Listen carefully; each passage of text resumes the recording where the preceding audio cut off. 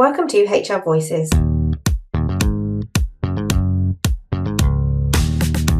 podcast for independent HR and people professionals and the businesses they support. HR Voices is brought to you by the expert team at HR Independence Limited.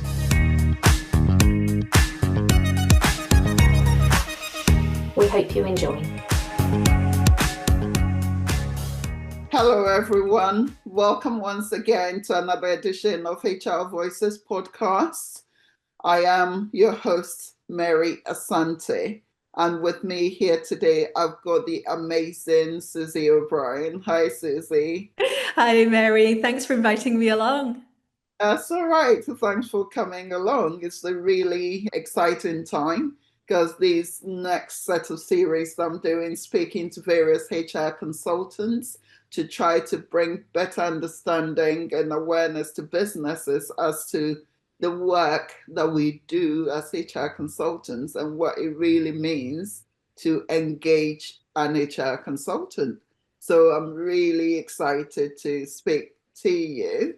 And before we dive into what we're going to be talking about today, just take a brief minute to introduce yourself.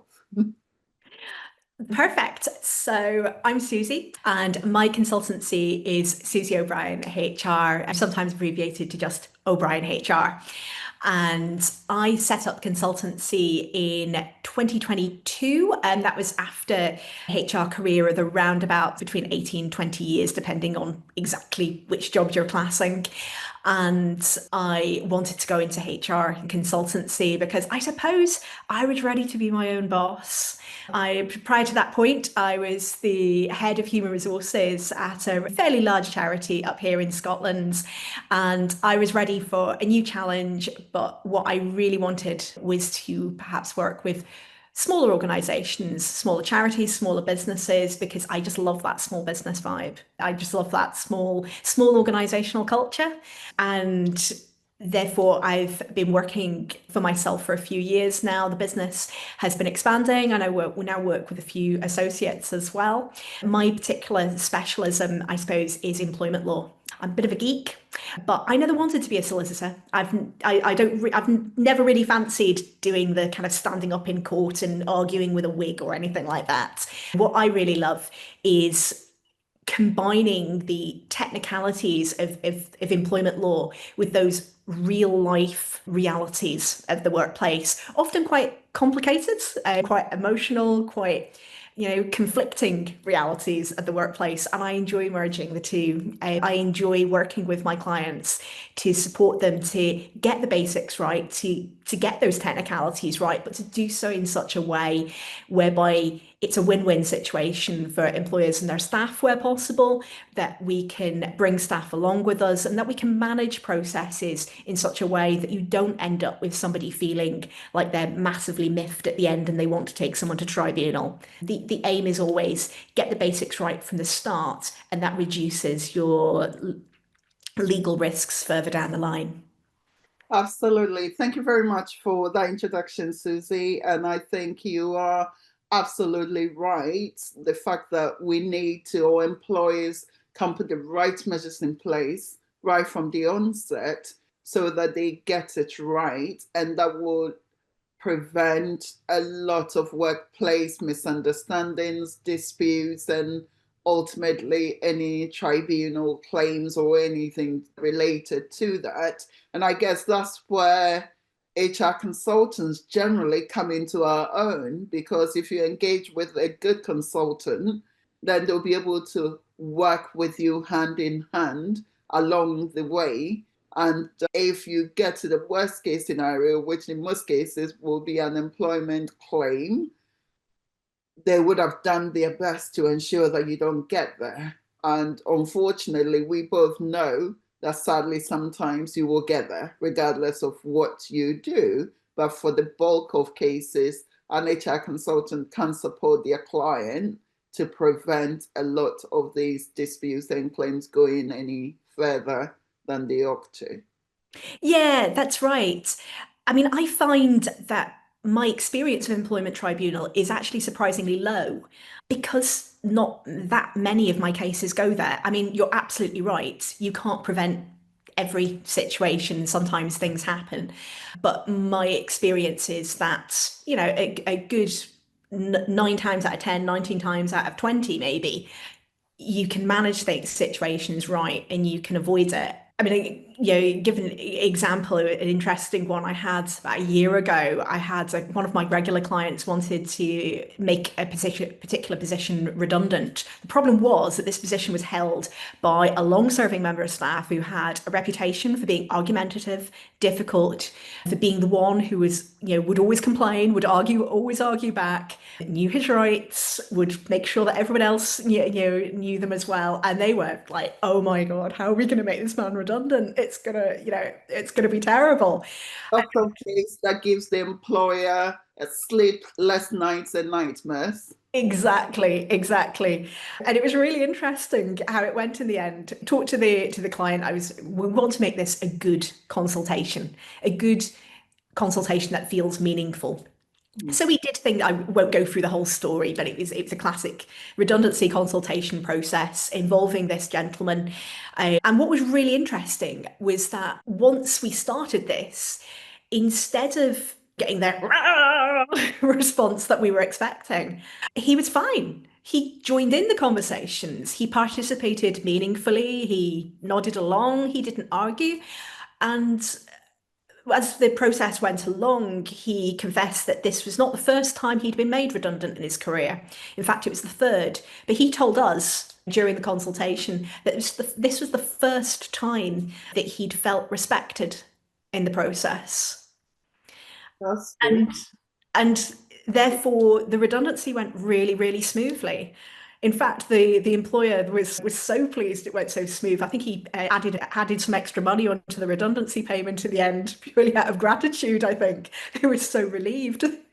They'd rather spend the money on that than spend it on a tribunal later down the line. So everybody won in that situation. And it just showed how getting those processes right, but doing them in a way that was meaningful and that was human, really, it was a win-win situation all round. Absolutely. And I think a very good example of how engaging a good consultant such as yourself, in your case with keen interest in employment law, can help your clients and potential clients navigate some of the tricky situations that can arise within the workplace. So I want us to talk briefly about how, or the range of services that you provide for your clients. How do you support your clients? So I tried to break it up into 5 different categories, which is there's the documentation stuff. So I would include good bespoke employment contracts. Lots of small businesses assume that they don't need a bespoke contract for their staff. They often assume that a template is, I'm a small business, I've only got a few staff, I only need a template. In fact, my experience is the opposite, because the fewer staff you've got, some of the more bigger complexities and the bigger reliance you've got on your staff. So you need to make sure that those contract terms are right from the day one, including things like restrictive covenants to prevent those like small number of staff you've got disappearing off with your customers into the sunset. So getting the contract right, policies, and other types of documentation. It's not just employment law I do. Sometimes it's like job descriptions and things like that. And then the second plank is the advice. I spend a lot of time doing this. Sometimes it's longer term strategic advice. Someone comes to me and says, well, this is the way we expect our business to develop in the future. How do we future-proof our staff team right now? What do we need to get in place to be thinking about expansion in the future and what our structures might look like? Other times, probably more often, to be honest, it's a quick phone call, as I've already had twice this morning, in fact, saying, help Susie, this has happened. Please, give us some advice about what comes next. Third plank, I would say, is workplace investigations. I do those sometimes.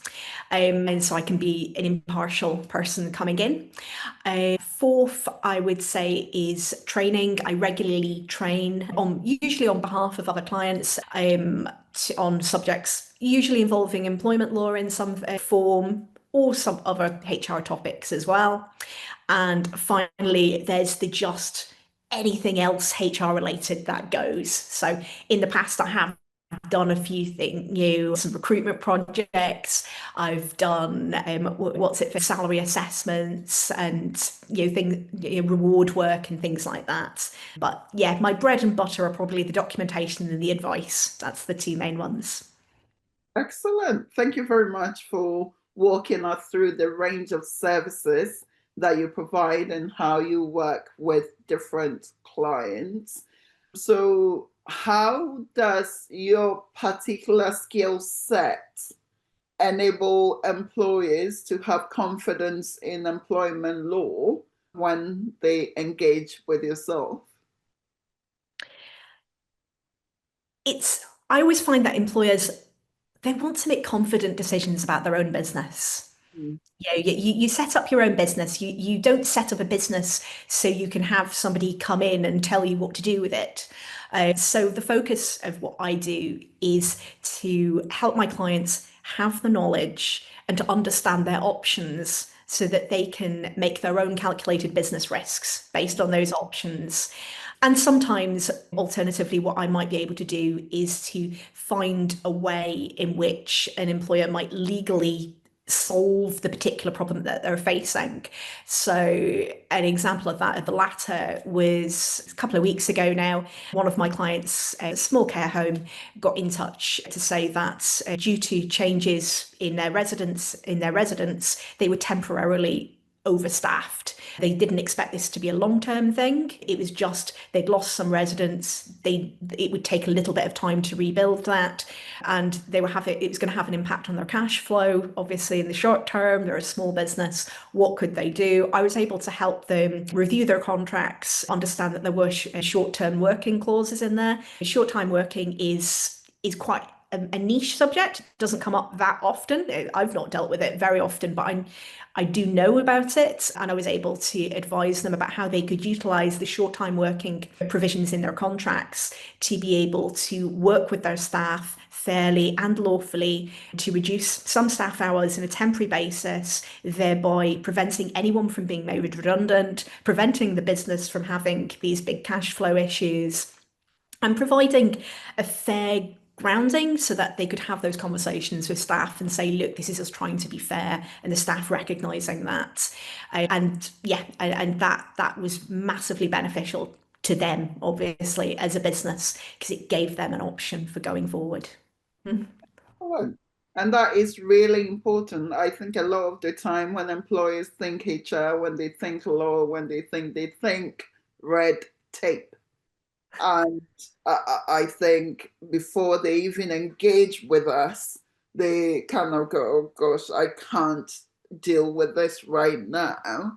And that actually instill fear in people and prevent them sometimes from engaging in the first place, whilst the impact is the opposite. Because engaging with somebody who understands the law, understands workplace culture, is interactions or interrelationships and interdependencies, etc., and how you can operate within the confines and the remits of law to ensure that you stay as a good employer, you look after your people, you put the people at the heart of what you do, whilst at the same time remaining legally compliant, is a massive, massive plus. And it actually takes away all the headaches, all the worries and the sleepless nights.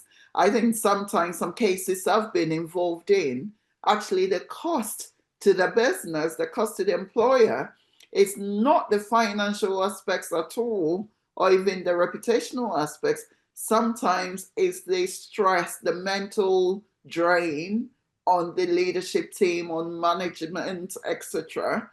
That can be something that really, really can't be put in financial terms sometimes, can it?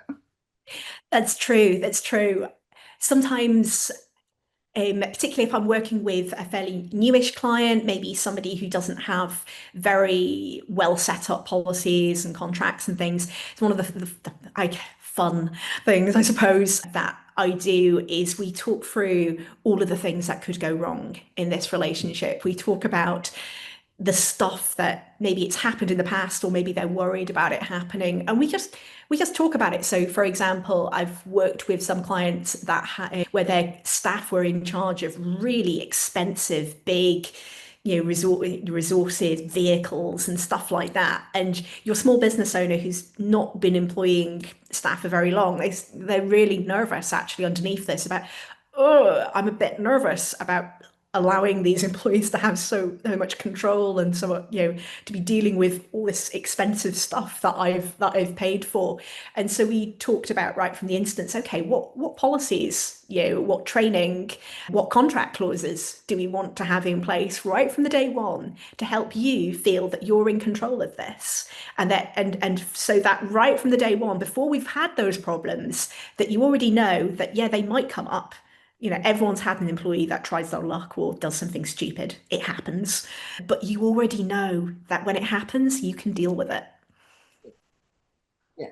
And I think that is the comfort blanket, isn't it? And also the risk management, which is important to any business, being aware of what risk that your business faces, including risk posed by the people within your business, and also how you can put some control measures in place or mitigation factors when that comes in, and actually getting to the point where you really accept your residual risk effectively, isn't it? And you know that, okay, worst case scenario, if something goes wrong, this is what I'm being faced with. Because focusing on employment law for a minute, if you're thinking about the damage awards, etc., when it comes to employment law awards, basically the amount can be limited by you following the right processes, right procedures, and treating people well and with respect as well. Absolutely. Yeah, it all makes good business sense. And risk management is not something just that the big corporates do.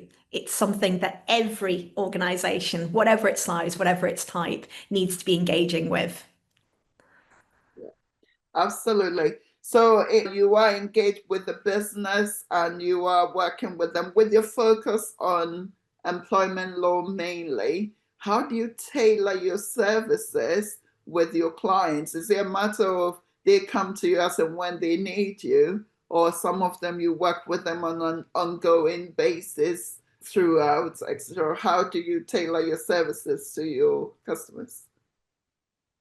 Yeah, so when setting up with a new client, we have discussions about what support they're looking for, and I do have clients that just prefer pay-as-you-go services, I call them. They want to know that they've got somebody that they can call. Or that they can email and say, help, something's come up, but they don't feel like they need a kind of a constant, consistent level of support throughout the year.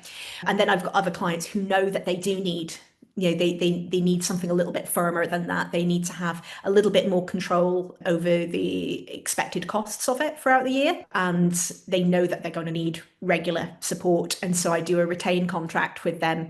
There's lots of different ways that HR consultants set up retained contracts. For me personally, I do it by a certain number of hours that we're retaining for per month. Obviously, there is a little bit of leeway between that. There is a certain amount of carry forward allowed, but it allows a really honest conversation and relationship between me and my clients about how much of my time that they are paying for, that they're using, and helps to prevent any misunderstandings, I suppose, along the way in that. And obviously, sometimes clients engage me for specific projects as well. So I'm just in the process of quoting for somebody who needs a whole set of HR policies and new contracts at the moment. And that's the sort of thing. It's a clearly defined project, and I can usually offer that kind of thing at a fixed price. Excellent. Thank you very much for breaking down the various prices effectively. You tailor your services to suit the needs of your client, whether they would want pay as you go, whether they want to be on a retainer, or whether they want to work with you on a project by project basis. So you really work to understand your client's needs and you tailor your service in that initial introductory call to what. Yeah. Because my experience is that there's no formula that states how much support an organization will need or want. I mean, I have, clients with, 20 staff who use far more of my time and use me in a much more involved way as part of their business than maybe another client that has 100 staff. And therefore, I don't believe, my approach is to work and to understand exactly what the client is looking for from the relationship, rather than purely have a sort of mathematical formula of, if you have so many staff, this is how much it costs and things. Excellent. So we then look at changes in employment law and things, which there's been a lot in recent years. Yes. How do you go about supporting your clients to ensure that they understand what they need to do and actually do them? Because as we know, and I can think of a few clients saying to a few people that there's been changes in employment law, etc. We need to review your policies, your procedures, etc. to comply, or you need to train on things such as sexual harassment and the rest of it. They would sit there and do exactly what you and I are doing. Yes, yes, yes, and do nothing about it sometimes. Or they will go, here's our handbooks, you review it and give it back to us without doing much with it either. So how do you go about, yeah. Yeah.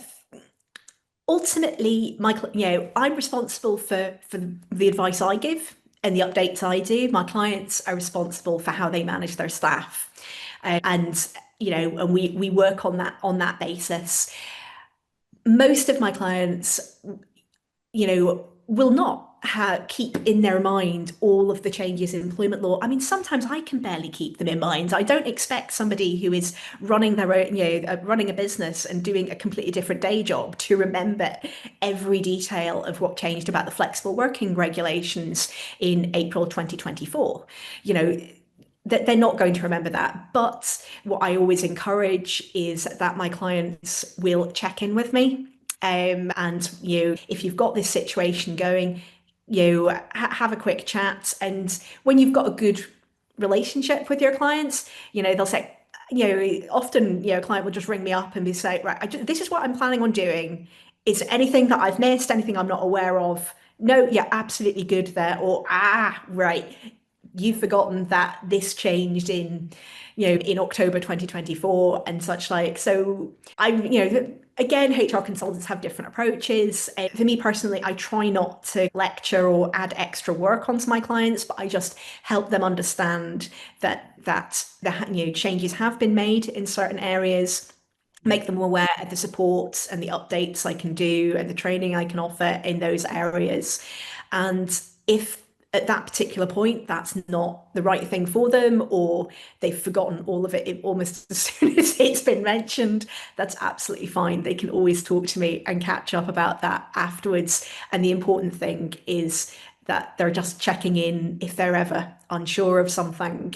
And that, that if they do choose to have their policies and such like updated, which I hope they do, that they understand to check them before they go ahead with a particular process.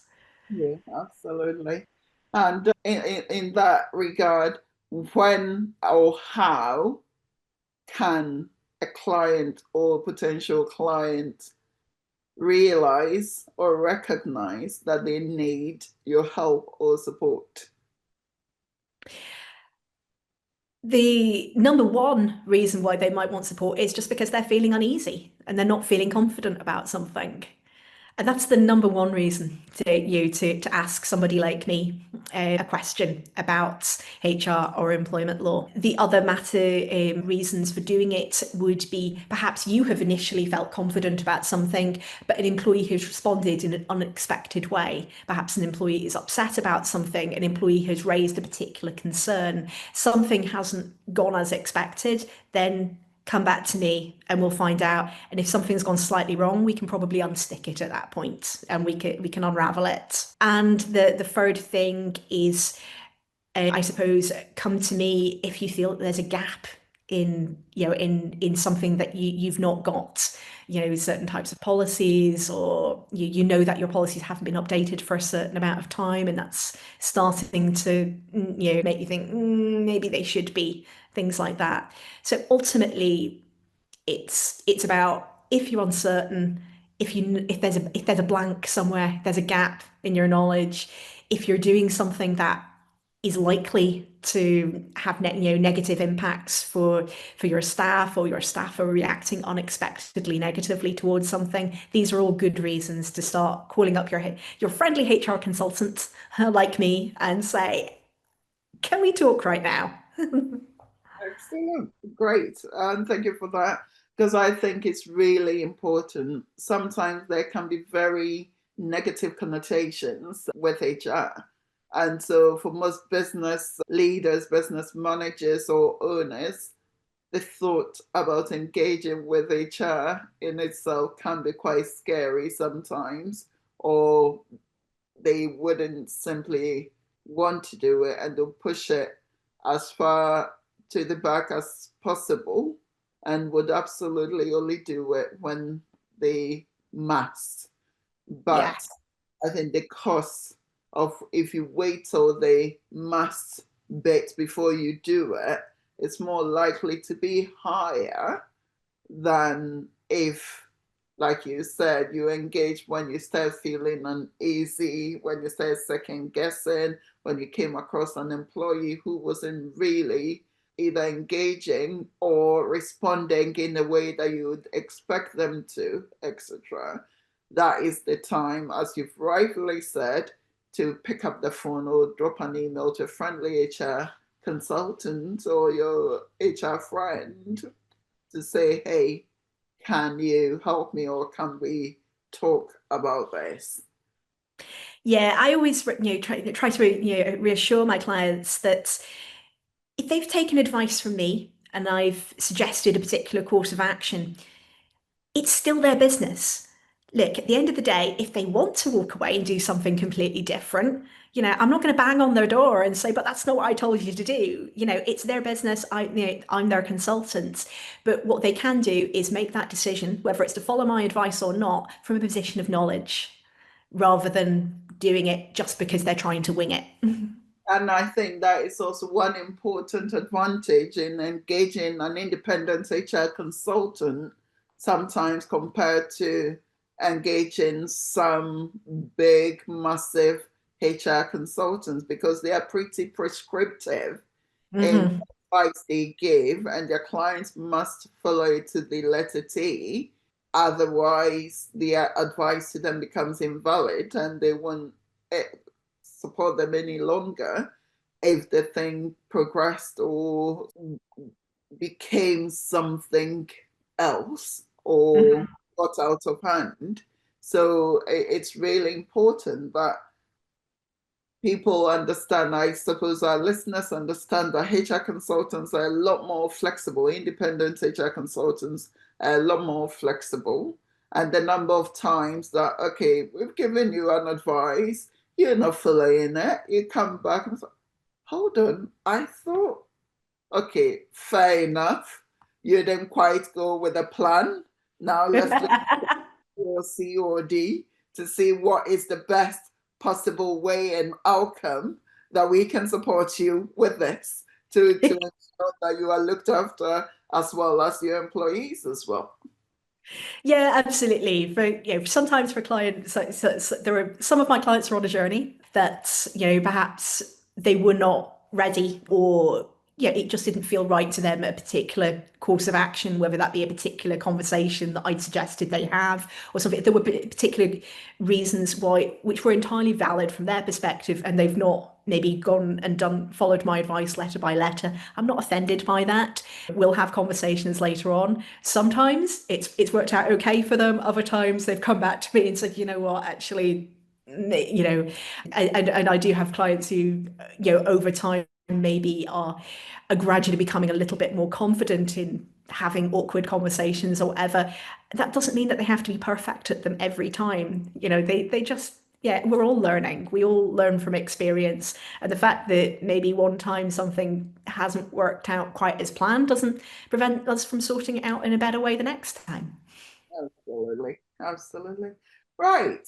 Very interesting conversation, Susie, and I'm sure both of you and I can sit here and talk about this all day long. But thank you very much for sharing your insights into how you work, how you support your clients, and some of the things that you do and the outcome, giving us a few real life examples of how in practice, how your confidence in employment law as an HR consultant supports your clients. I love to finish podcast with 3 top tips that you would have for our listeners or people watching us. Okay, my top tips would be, firstly, repeating what you've just said, that from my perspective, my opinion at least, supporting with the intricacies and technicalities of employment law can be one of the biggest things that HR consultancy can offer to businesses, particularly small and medium-sized organizations that maybe don't have the resources to have like your in-house legal team and things like that. My second tip would be, I suppose, there's much to to consultants and to businesses that, business owners and managers want to be in charge of the decisions that they make and the organizations that they run. And, I find that the relationship with a HR consultant works best when that is respected, and therefore the advice that I try to give allows them to have that control. It's not about taking over your business. And the third one I would generally give as a tip would be, remember that in every single employment tribunal claim, there's one central ingredient, which is an unhappy employee.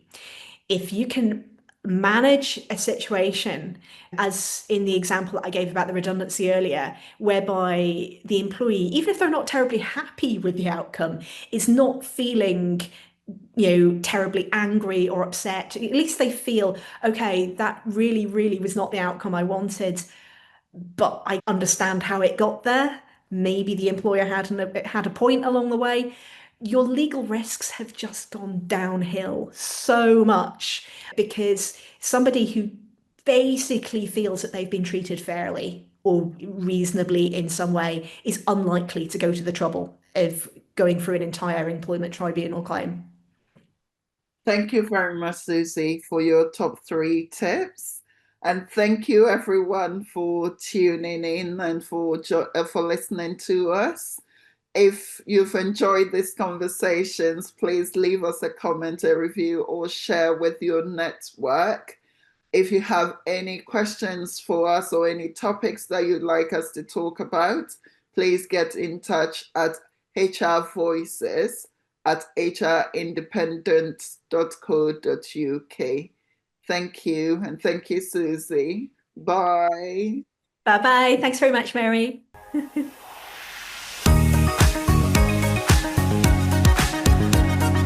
We hope you enjoyed this episode of HR Voices. If you have a topic you'd like us to cover or would like to be a guest, we'd love to hear from you. Connect with us on social media or email us at hrvoices@hrindependence.co.uk. Tune in next time.